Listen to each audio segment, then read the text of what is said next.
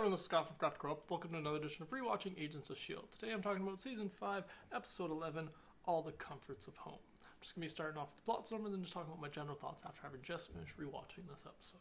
So yeah, let's just start with that plot summary, which says, back in their time, the team meets Noah, Enoch's successor, who has been monitoring the Earth from the lighthouse in their absence. Coulson, May, Fitz, Simmons, Mac, and Yo-Yo investigate a beacon emitting from Earth, which fits Voss's description of the first signs of the end. Reluctant to join the team, Daisy stays behind and discovers that Deke survived the explosion. After he is arrested, Daisy is forced to leave the bunker to save him and prevent him from exposing the team who are now most wanted. Upon finding the beacon, the team reunites with Agent Piper, who is revealed to be working for General Hall. They are then ambushed by a group of Hall's robotic soldiers led by an assassin. During the fight, Yo-Yo loses her arms. Piper realigns with the team as they retreat to the lighthouse with the beacon, which detonates as Noah sacrifices himself to save Daisy and Fitz. Later, General Hall criticizes the assassin, revealed to be her daughter, Ruby, for jeopardizing the operation. In Philadelphia, General Hall recruits Krill to join her team, to which he reluctantly agrees. So yeah, the team's back on Earth, and I couldn't be more excited. Not that I didn't like when they were in space / the future, but they're back on Earth, and this part of the season is a fun little ramp up to the end of this season / almost what was the end of the show. When this season was first coming out, they were planning it as if this was going to be the last season if they didn't get it renewed. So that's part of the kind of fun of rewatching this season, is kind of seeing the different parts that they're kind of closing some of these open character lines or character plots with things like bringing Creel in and kind of ending off his storyline, which we've gotten a few times throughout this series. He has kind of always been kind of a background character, but a little bit more than background character. So I really enjoyed that they bring his character back in, especially with his connection to General Talbot, which we get to in the next few episodes as well. But yeah, besides him, I like the introduction of Ruby, the cutter of arms. I like her to think her nickname should be, because that's just a dick move. She cuts off Yo-Yo's arms. That's not forgivable. I can't like this character just because the first episode you meet her, she cuts off Yo-Yo's arms. So it's like, otherwise I might have liked your character, Ruby. I might have had some sympathy for your character. But the first thing you do is cut off Yo-Yo's arms. So there's no coming back from that. But just on the rewatch, you spend this whole episode just being like, oh, Ruby, change your mind. Don't go down that road.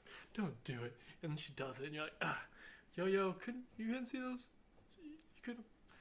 How does that work? I don't know how her yo-yo thing exactly works. I've only seen 5 seasons or 4 seasons of it up to now, but I feel like she could have avoided that, but it's hard to say. Still, that's like, her losing her arms, and then she says it, this is kind of the way it goes down, the fact that she met her future self who didn't have arms. So that's a little bit of that little, like, all kind of coming together into like, oh, are they actually going to end up blowing up the Earth again? So that was an interesting little tie-in / depressing. What else do I have written down? Oh, I enjoyed that they brought Deke into the present time.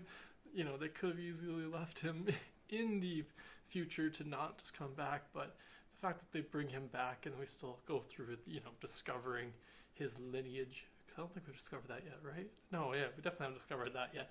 So I like that we go through discovering that part in the second half of the season, even though it's not 100% necessary.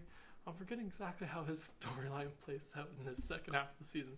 So that's exciting to get back to, because I don't remember exactly from it. Like I said, I know that there's the connection to, obviously his lineage that we learn more about after in the second half of the season, but other than that, I can't remember exactly how he plays into this one. But yeah, that's my general thoughts. Oh yeah, the last thing I had written down was just, it was really cool that they're now their new base is the lighthouse. They had that hologram thing, which is played by Patrick Warburton.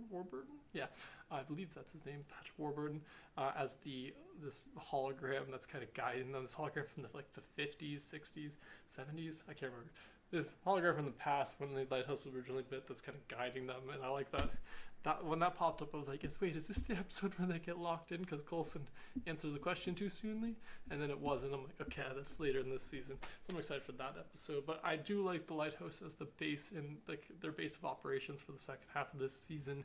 hopefully in the next season going forward, it's still their base of operations, because I particularly like their hangar entrance through the lake for them to bring the Zephyr / General Quinjets in through. So I like that entrance.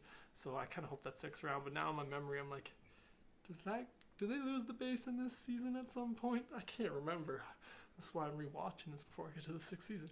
But yeah, that's all my general thoughts for this episode of Agents of S.H.I.E.L.D. Be sure to let me know in the comments below what you thought about this episode. Thanks again for remembering to subscribe to the channel if you haven't already. And have a good one.